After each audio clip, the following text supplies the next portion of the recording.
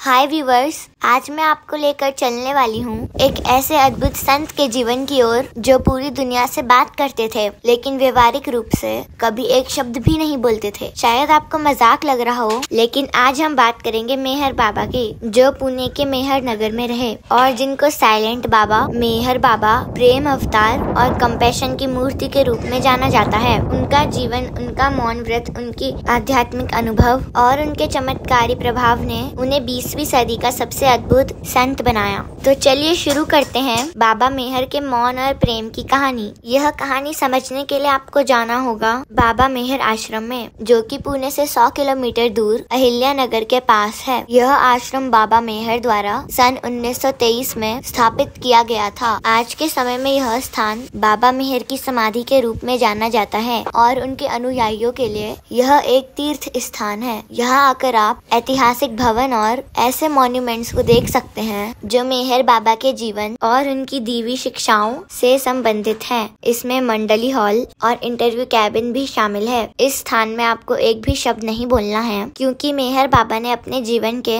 43 साल बिना कोई शब्द बोले गुजारे और फिर भी अपने अनुयायियों के साथ इफेक्टिव कम्युनिकेशन स्थापित किया। अब मैं आपको बताऊंगी मेहर बाबा के आरंभिक जीवन के बारे में। मेहर बाबा का जन्म 25 फरवरी 1894 को पुणे के एक पारसी परिवार में हुआ था। उनका असली नाम था मेरवान शेरियर ईरानी। वो बचपन में बिल्कुल साधारण लगते थे, जिंदा दिल, हंसमुख और दोस्तों के बीच बहुत पॉपुलर। लेकिन कोई सोच भी नहीं सकता था कि यही बच्चा आगे चलकर दुनिया के एक महान आध्यात्मिक भाव से भरा हुआ गुरु बनेगा। उनके पिता शेरियर ईरानी स्वयं एक आध्यात्मिक प्रवृत्ति के व्यक्ति थे। बचपन में मेहर हमेशा सजग, जिज्ञासु और सच का अन्वेषण करने वाले थे। उनको स्पोर्ट्स से बहुत लगाव था और वो बहुत शरारती भी थे, लेकिन इसके साथ ही उनके अंदर एक शांति और प्रेम का बेहतरीन संतुलन था। एक दिन वो स्कूल से घर साइकिल पर लौट रहे थे तो उनकी मुलाकात एक बूढ़ी मुस्लिम औरत से हुई, जिनका नाम हजरत बाबा जान था।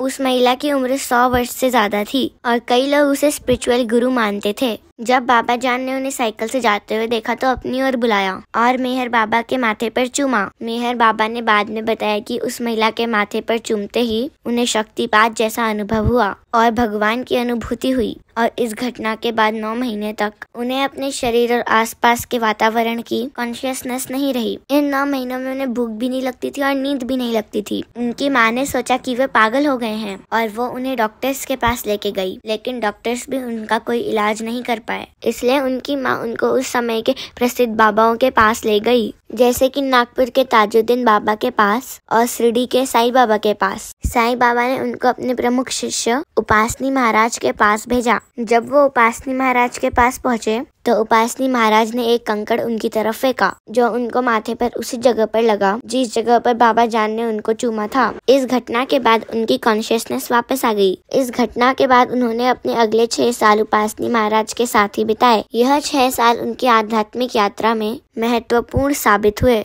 इसी दौरान उनके पुराने मित्र जो उनसे मिलने आते थे, वो मेहर बाबा से इतने प्रभावित हो जाते थे कि उनके फॉलोवर बन जाते थे। 1922 में जब वे 28 साल के थे तो वे अपने शिष्यों के साथ मुंबई चले गए, जहाँ पर उन्होंने अपने पहले आश्रम की स्थापना की। इस आश्रम को हाउस ऑफ द मास्टर के नाम से जाना जाता था। लोग अपनी नौकरी के अलावा इस आश्रम में भी काम करते थे। इस आश्रम में लोगों को बाबा के नियमों का पालन करना पड़ता था, जैसे भोजन और एक्सरसाइज के नियम बाबा द्वारा बनाए गए थे। उनके शिष्यों का सोशल बैकग्राउंड विभिन्न तरीके का था, जो कि अलग अलग धर्मों से भी आते थे। उनके शिष्यों के ग्रुप को मंडली नाम दिया गया। मंडली के लोगों के लिए पूजा और मेडिटेशन का समय निश्चित था। मंडली के लोग आश्रम के कार्यकलापों के अलावा अपने अपने धर्मों की रीतियों का भी पालन करते थे। इसके साथ ही वो बीमार और जरूरतमंदों की सेवा भी करते थे। वो लोग गरीबों को मुफ्त में भोजन कराते थे। 10 महीने के बाद आश्रम को अचानक से बंद कर दिया गया और अगले 1.5 वर्ष तक मेहर बाबा अपनी मंडली के साथ भारत के कई हिस्सों में यात्रा करने गए। एक बार तो वो भारत से निकलकर ईरान तक भी पहुंच गए। फाइनली मेहर बाबा और उनकी मंडली अहमदनगर के पास एक सुनसान जगह में सेटल हो गए। धीरे धीरे इस जगह का नाम मेहराबाद पड़ गया।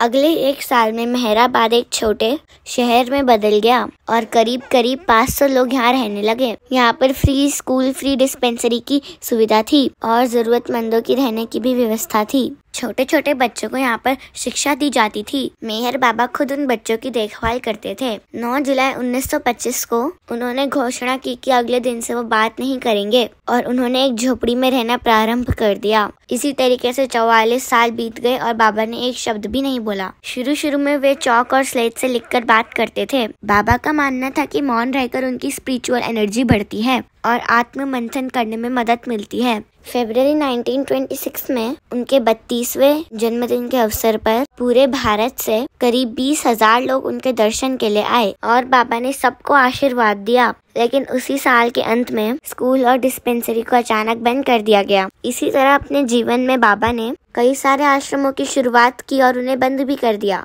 फिर बाबा ने एक बॉयज स्कूल की स्थापना की जिसका नाम उन्होंने मेहर आश्रम रखा। यहाँ पे कई धर्म के बच्चों को शिक्षा दी जाती थी। इस आश्रम में बाबा बच्चों के स्पिरिचुअल ग्रोथ का विशेष ध्यान रखते थे। जनवरी 1929 को यह आश्रम भी बंद कर दिया गया। इसके बाद 20 वर्षों तक बाबा ने लंबी यात्राएं करी। इंडिया में भ्रमण करने के बाद मेहर बाबा ने Africa, China, north America, Europe और मिडिल ईस्ट की यात्राएं की। फिर वे समुद्री मार्ग से इंग्लैंड गए। उसी जहाज में महात्मा गांधी ने भी उनके साथ सफर किया था। लंदन के न्यूज़पेपर्स में मेहर बाबा को महात्मा गांधी का स्पिरिचुअल गुरु बताया गया। लेकिन मेहर बाबा ने महात्मा गांधी को बताया कि वह अध्यात्म में उनकी सहायता तब तक नहीं कर सकते जब तक महात्मा गांधी राजनीति में हैं। लेकिन महात्मा गांधी का विचार था कि उन्हें अध्यात्म से ज्यादा भारत की आजादी की चिंता है। मेहर बाबा ने अपने नाम से किसी संगठन की स्थापना नहीं की। वे किसी स्पेसिफिक तरीके से अध्यात्म में आगे नहीं बढ़ना चाहते थे। उनका मानना था कि मानवता की सेवा और मानवता को प्यार करना ही भगवान के पास पहुंचने का तरीका है। पैरामाउंट कंपनी में मेहर बाबा के ऊपर एक छोटी सी फिल्म भी बनाई जिसमें उनको इंग्लैंड में इंट्रोड्यूस कराया गया। Meher Baba has come from India with a message to the West. He does not convey this message by speaking, but by his mere presence. When he wishes to communicate with people, he uses this board and points to the letters on it. My object in coming to the West is not with the intention of establishing new creeds or spiritual societies and organizations. I see the structure of all the great religions of the world tottering. The West is more inclined towards the material side of things. I intend to bring together all religions and cults like beads on one string and revitalize them for individual and collective needs. This is my mission to the West. मई 1932 में मेहर बाबा California के Los Angeles शहर में आए। वे एक हफ्ते तक यहाँ रहे और विभिन्न वर्गों के लोगों से मुलाकात की जिनमें पार्लियामेंटेरियन और फिल्म एक्टर्स शामिल थे। उनका मानना था कि फिल्मों में लोगों के विचारों को प्रभावित करने की असीम क्षमता है और उन्हें ऐसी फिल्में बनानी चाहिए जो मानवता में प्यार की भावना बढ़ाए।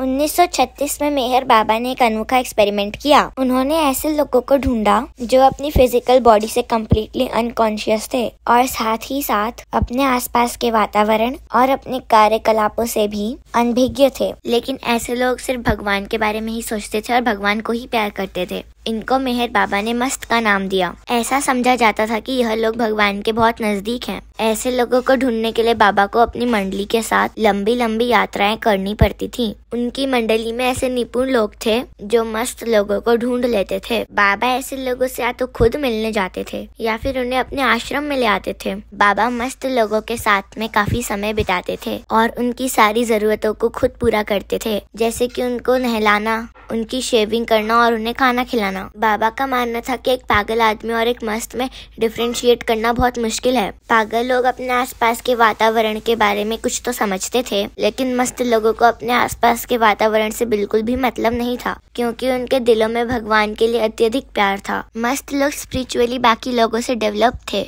लेकिन उनका यह आध्यात्मिक विकास बिना किसी गुरु के हुआ था। इसके अलावा बाबा ने अपंग लोगों की सेवा करना भी प्रारंभ कर दिया था। वो अक्सर उनके पैर छूते थे और पैर साफ करते थे। अक्टूबर 1949 में बाबा ने वो सारी प्रॉपर्टी बेच दी जो बाबा और उनकी मंडली यूज करती थी और अपने जीवन का एक नया अध्याय शुरू किया, जिसको बाबा ने नाम दिया त्याग का नया जीवन। अपने 22 शिष्यों के साथ उन्होंने सब कुछ त्याग दिया और सिर्फ भगवान के भरोसे अपना जीवन छोड़ दिया। वह अपने 22 शिष्यों के साथ पूरे भारतवर्ष में भ्रमण करते रहते थे और भिक्षा मांगकर अपना जीवन व्यतीत करते थे। बाबा ने इस अध्याय को 1952 में समाप्त किया। इसके बाद बाबा ने एक नया एक्सपेरिमेंट शुरू किया, जिसमें उनने पूर्वी और पश्चिमी दुनिया के लोगों के साथ कम्युनिकेशन स्थापित किया। बाबा की रिक्वेस्ट पे उनके 2 अमेरिकन शिष्य एलिजाबेथ पैटरसन और मरीना मैटबेली ने उनके लिए अमेरिका में एक आश्रम की स्थापना की और अप्रैल 1952 में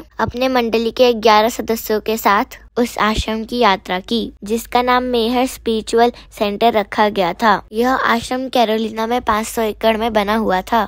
उन्होंने इस आश्रम को पश्चिम में अपना घर कहा और कहा कि एक दिन यह एक तीर्थ स्थान बनेगा। 1952 में जब वो अपने शिष्यों के साथ कार से यात्रा कर रहे थे तो उनकी कार का एक्सीडेंट हो गया। इस दुर्घटना में उनको और उनके शिष्य को काफी चोटें आई, लेकिन वो सब के सब बच गए। 4 वर्ष बाद जब वे इंडिया में सतारा के नजदीक कार में जा रहे थे तो उनका फिर से एक बार सीरियस कार एक्सीडेंट हुआ। इस दुर्घटना में डॉक्टर नीलू, जो कि उनका 22 वर्षों से शिष्य था, मारा गया। बाकी लोग भी सीरियसली इंजर्ड हुए और बाबा का हिप इसमें बुरी तरीके से इंजर्ड हो गया। बाद के वर्षों में इन चोटों की वजह से बाबा को काफी परेशानी हुई। चोटों से रिकवरी के बाद बाबा ने फिर से मस्त लोगों के साथ अपना समय व्यतीत करना शुरू किया। पूरे भारतवर्ष के विभिन्न शहरों में मस्त दर्शन के कई प्रोग्राम बाबा ने आयोजित किए। इसी प्रकार बाबा ने अपनी आध्यात्मिक यात्रा जारी रखी। बाद में रोलिंग स्टोन मैगजीन के कवर पेज पर उनकी फोटो भी छपी और उसमें उनके शिष्यों के द्वारा लिखा आर्टिकल भी प्रकाशित हुआ। मेहर बाबा की मृत्यु 74 वर्ष की आयु में हुई, जिसे न्यूयॉर्क मैगजीन ने कवर किया था। मेहर बाबा का भगवान के लिए प्यार सबसे अलग तरीके का था। चुप रहकर अपने अंदर झांकना आध्यात्म में जाने का अनोखा तरीका था।